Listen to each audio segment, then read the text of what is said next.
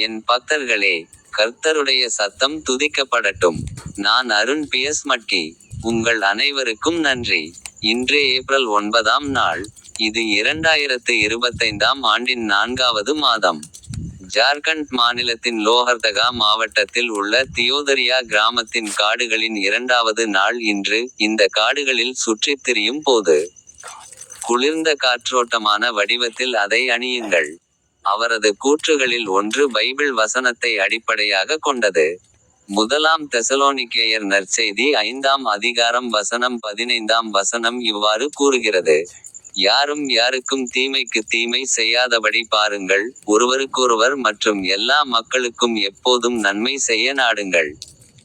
சிறிய அர்த்தங்கள். இந்த வசனம் நாம் பின்வருமாறு கற்பிக்கிறது. நட்சத்திரக்குறி பழிவாங்குவதை தவிர்க்கவும். ஒருவர் நம்மை மோசமாக நடத்தும்போது நாம் அவர்களை பதிலுக்கு மோசமாக நடத்தக்கூடாது. நட்சத்திரக்குறி எப்போதும் நல்லது செய்யுங்கள்.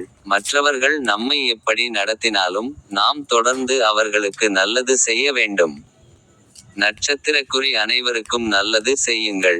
நமது நன்மையின் எல்லை நமது நண்பர்கள் அல்லது அன்புக்குரியவர்களுக்கு மட்டும் மட்டுப்படுத்தப்படக்கூடாது, மாறாக நாம் அனைவரிடமும் நன்றாக நடந்து கொள்ள வேண்டும்.